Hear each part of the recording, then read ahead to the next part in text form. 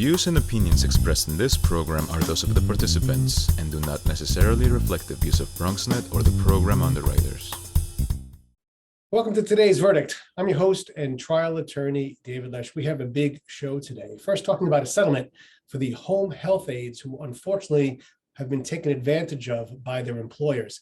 Next up, we're going to be talking clemency for a particular individual who, believe it or not, only took NyQuil from a pharmacy and has been spending multiple years in jail. Finally, it's a Lesch Legal Lesson. We return, this time discussing Article 81 and guardianships. Stay tuned. Today's verdict has much more coming up now.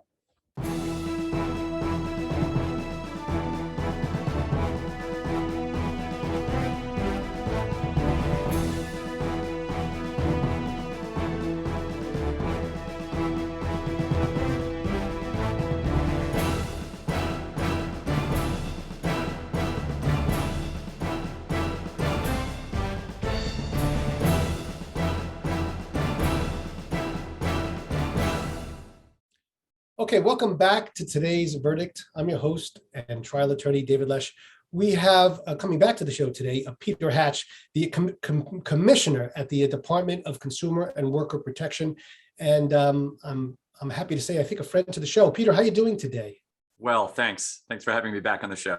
You know, I know you're a commissioner, but you are becoming a friend, so we'll call you Peter just for the time being. First of all, congratulations on this win. It's a big one. Maybe you could tell the viewers a little bit about what you were able to accomplish. Absolutely. Thank you. So my agency and the mayor, together with the New York State Attorney General, just announced joint settlements that came out of a joint investigation we did into multiple workplace violations at two major home health care companies based in the Bronx. There were violations of the city's paid safe and sick leave law, and multiple violations of New York State labor law. These settlements will secure financial restitution, money back for more than 12,000 hardworking home care aides, and will also force these large companies to change their practices going forward. Now, we have an aging population in this city. I know it based on my own building where I live in the city. I also have elderly parents. You know, the writing's on the wall. You know, basically, we outsource much of what we normally would help our elderly with or our parents with to these home health care workers to do an unbelievably tough job to do. Tell me how it works. Are they sent by the agency into the home? Do they have multiple people during the day that they're working for? Maybe you could just walk the viewers a little bit about the day-to-day of a home health care worker who needs to take care of individuals in the city. So there are more than 225,000 home health aides in New York City, many of them living and working in the Bronx. They work for home care companies. There are both privately owned companies and nonprofit companies. And they work on cases, individual cases, where they go and support, our most vulnerable loved ones in the home. Those cases can sometimes be just a few hours per day, several days a week. They can be, in fact, sometimes 24-hour-a-day care. It varies case by case. Now, are they considered independent contractors? Are they considered employees of these agencies? How would you label them? So in the cases that were part of this joint investigation with the Attorney General's office, they're employees, and they are therefore protected by the city's paid safe and sick leave law, meaning the employers were obligated to provide workers who needed it with sick time off. All right, so let's say I'm a home health care worker and I'm taking care of patient A. And, you know, I'm going once or 2-3 times a week consistently, but I need some time off. This job is getting to me, okay? I need to, or just picking the person up off the floor. I mean, I need little physical therapy on my own. Whatever it is, I need some leave time. What do? Do I just say, see ya, I'll be back, see you next week? Do I tell my agency I'll see you next week? What's the mechanism that I would employ to take that time, Commissioner? So a home health aide would make a request for leave to the employer. And in this case, these employers employ many home care aides. The two companies together employ about 30% of all the home health aides in New York City. So it is the employer's obligation to provide that backup coverage for their clients on cases and to provide the workers who need sick leave the time off. Let me share one story from one of the workers in this case. With 2 days notice, she asked her employer for a single sick day off to attend a very hard to schedule medical appointment that she was unable to delay or defer for health needs. Her supervisor said if she took that single day, she'd be terminated. Distressed, this worker made more than a dozen calls sort of up the chain to try to reach a more senior manager to appeal and say, I just need this one day.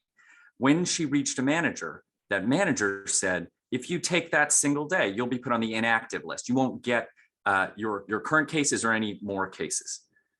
So this worker was faced with an impossible choice between taking care of her own health, and losing a paycheck and a job. In her case, she chose to go to this critical medical appointment and was terminated.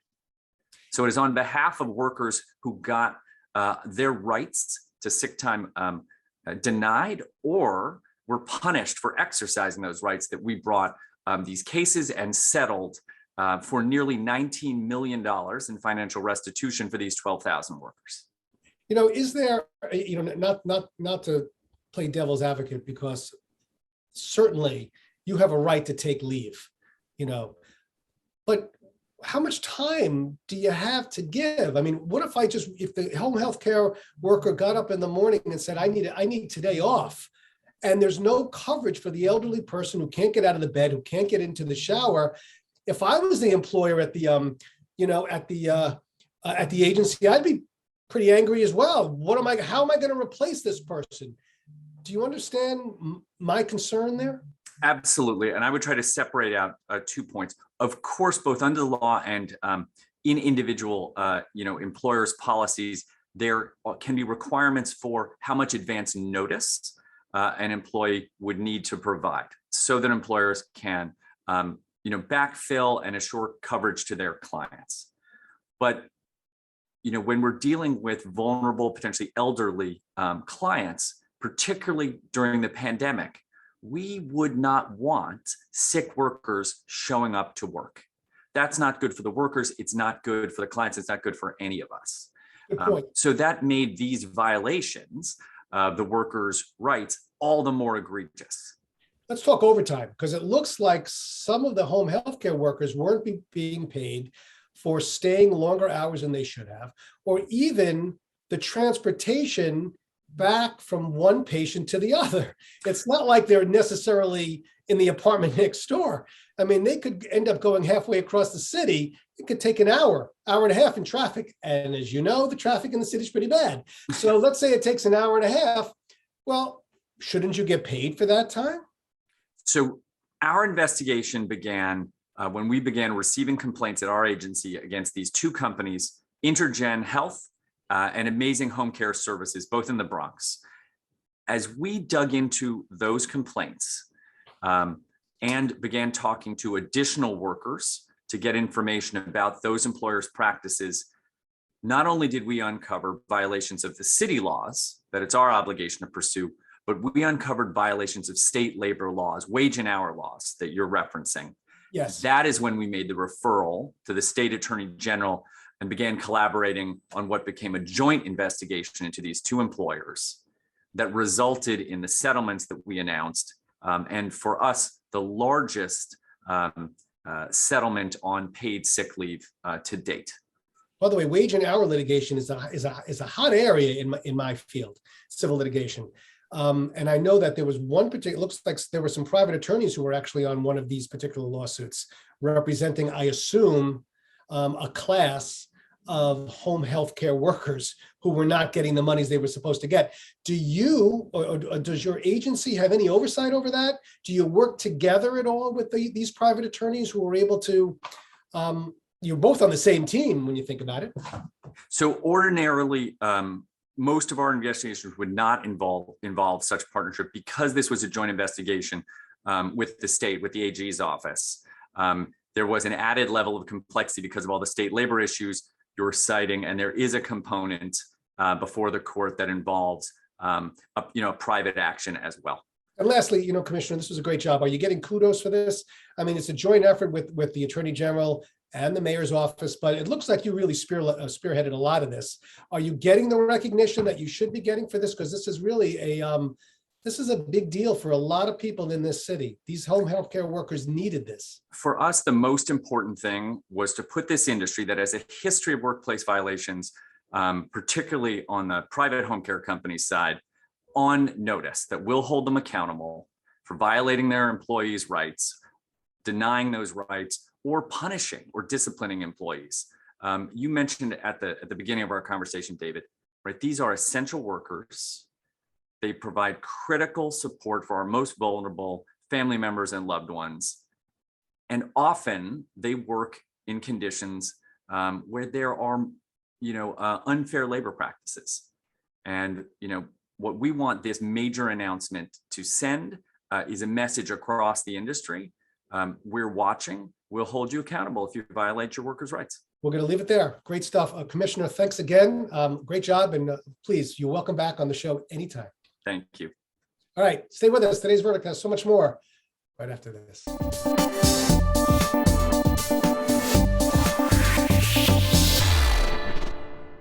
All right. Welcome to this month's Lesch Legal Lesson.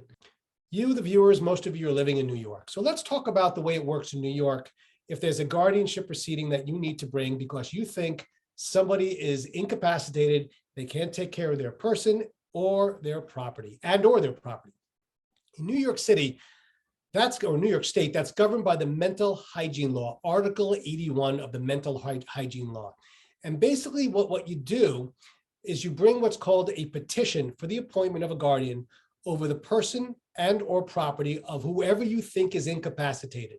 That could be somebody who is a brother, somebody who is a child, it could be a grandparent. Many times this is done in the nursing homes themselves because the nursing homes are not getting paid and they want to make sure that the particular individual is called Medicaid eligible. So they would need to have some type of guardian appointed to spend down assets to make sure the person is Medicaid eligible.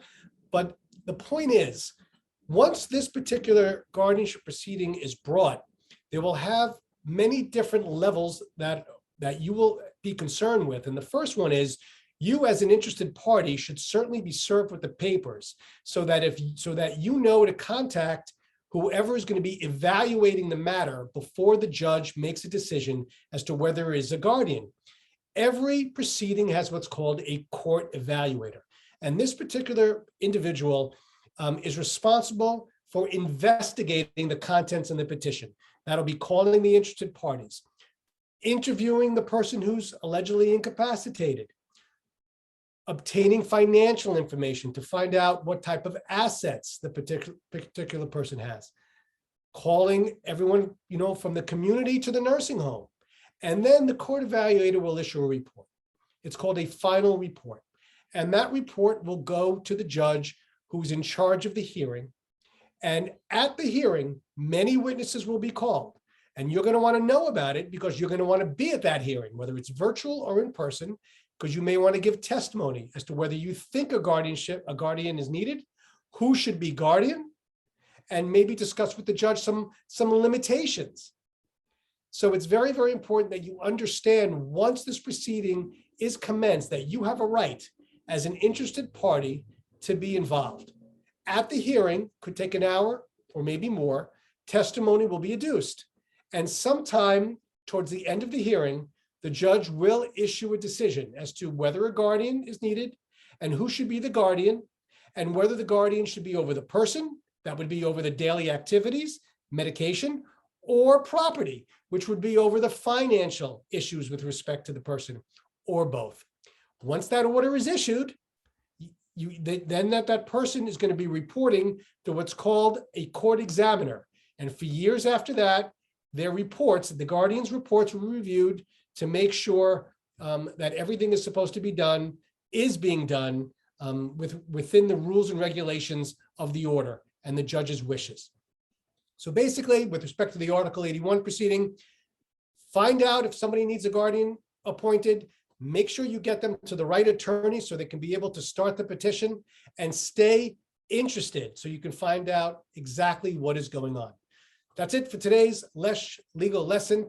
Hope you liked it. We'll see you in a few weeks.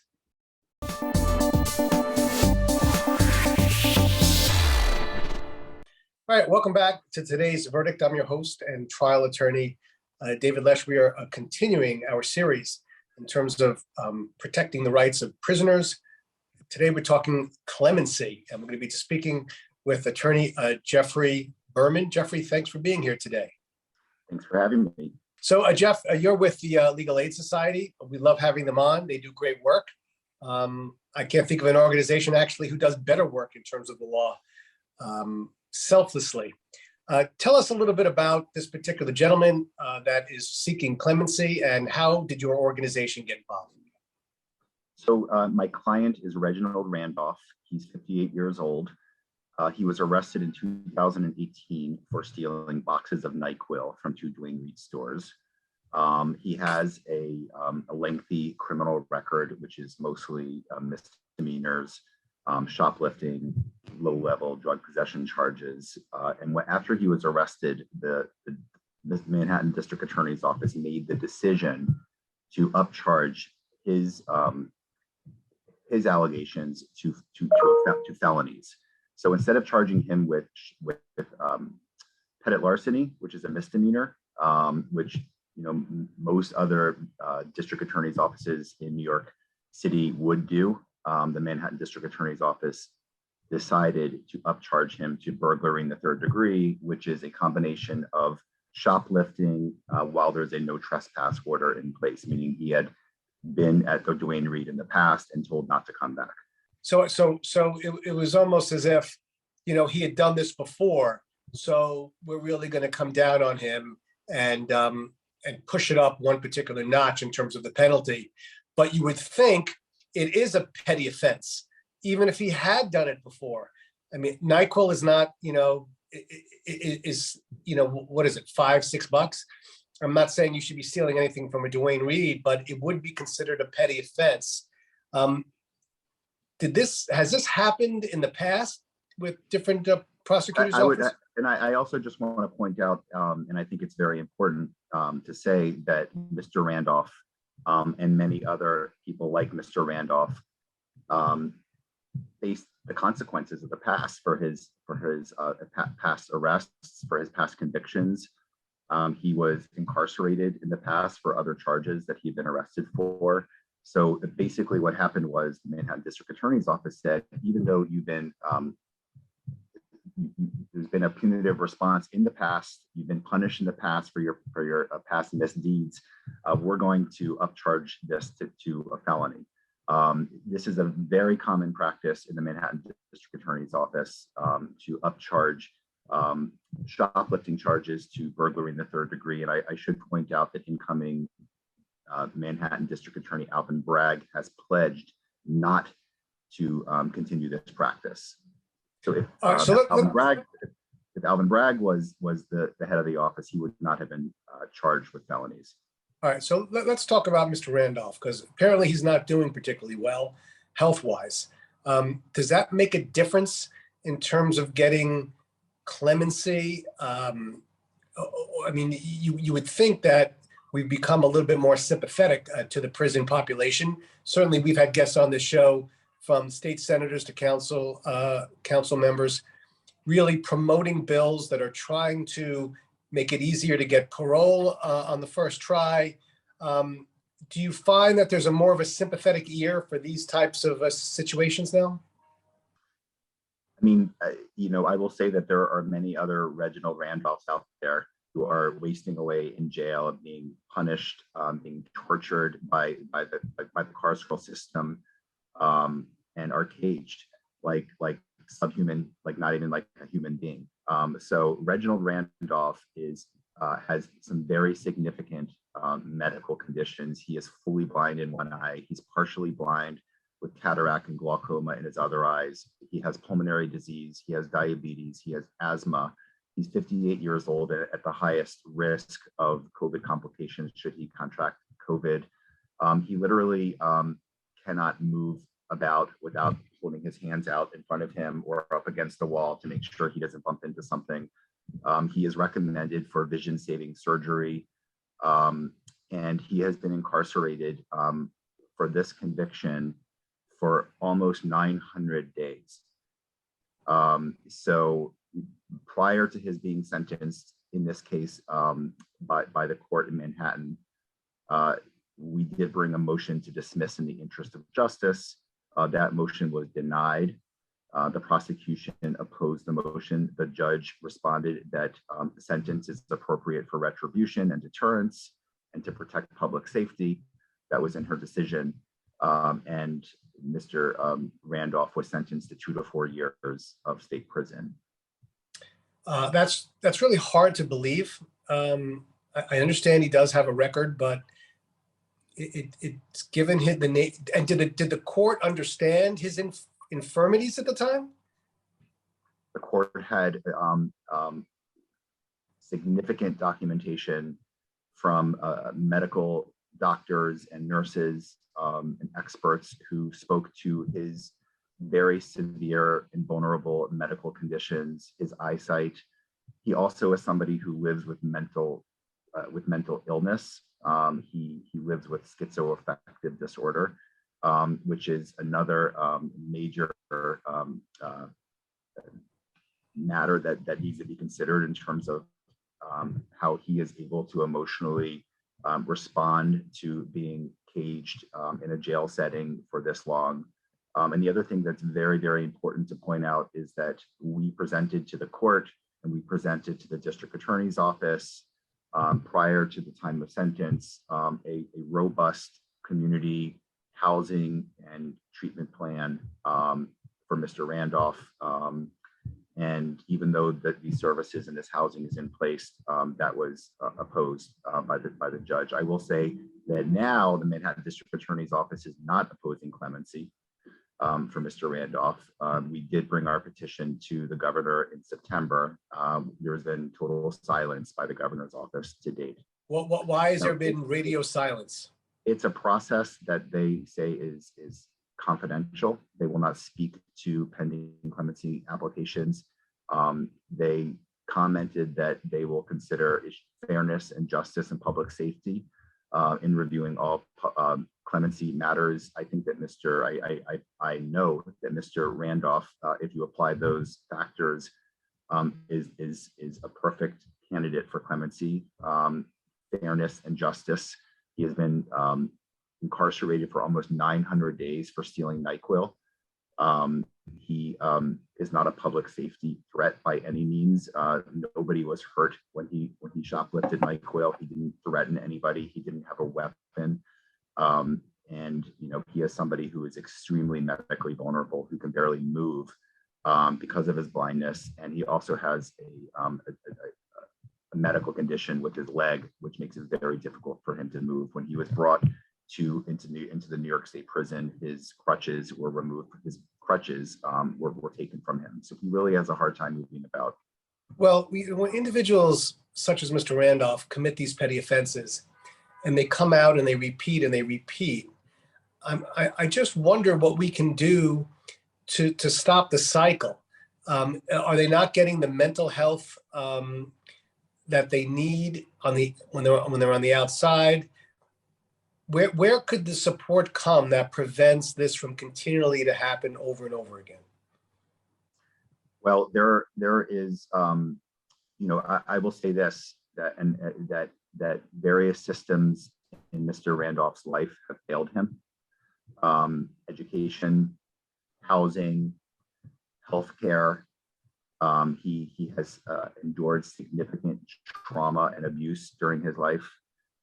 So all these systems failed him. And when he entered into the criminal legal system failed him as well. Because instead of treating him in a way that recognizes that these other systems have failed him in his life. There's been punitive responses, and that is a very common thing that happens in the criminal legal system. When people enter into or become entrenched into the criminal legal system does not factor in the various failures that have brought people into that system. So, in terms of change, there is one very exciting piece of legislation that is pending in Albany right now called the Treatment Not Jail Act. And this legislation would significantly expand existing judicial diversion in New York State. Right now, there is one statute in New York that was created in 2009 as a result of drug law reform that gives judges the discretion to order treatment. But these are drug courts, and the charges that qualify for drug courts are very, very limited. And if somebody has a certain criminal record, like was the case for Mr. Randolph, then prosecutors have to consent to the person going into a drug court or into a mental health court. So this legislation would significantly expand judicial diversion and essentially legislate mental health courts in New York State. I'm just going to leave you with one last question. If somebody's watching today and they have a relative or a friend or someone that they care for, that they're looking for clemency, how does it work? Do they reach out to you? Do they do it on their own first? What would you suggest? I mean, this was my decision to seek clemency for Mr. Randolph, and I've done it before, and lawyers like me can do it. It's an option that exists, but it's important to point out that clemency is very rarely granted. There are some wonderful organizations in New York, Unchained, Vocal, Sisters Healing Old Wounds, Center on Law and Justice, New Yorkers United for Justice, and the New York State Council of Churches that have supported clemency applications in New York. And it's recommended that the governor make at least 400 clemencies a year. Right now, it is important to point out that Governor Cuomo rarely used his clemency powers while he was in office, and Governor Hochul has not used it at all. We're going to have to cut it there, but certainly we'd love for you, Mr. Berman, to come back, maybe give us a little bit of an update next couple of months. And listen, I can tell you, I'm the host here. I'm rooting for you. So that's all I can say. Thank you so much. And I'm rooting for Mr. Randolph because this has been deeply painful for him. I will tell you, I visited him at downstate a few days ago, and you know what he said? He was in tears. I was the first person to ever visit him in jail. Ever. I mean, you don't appreciate those. You don't realize it when you're, in our situation, that there are people who don't have anybody, so, but you're doing good work. Thank you. All right. Stay with us. Today's verdict has so much more right after this.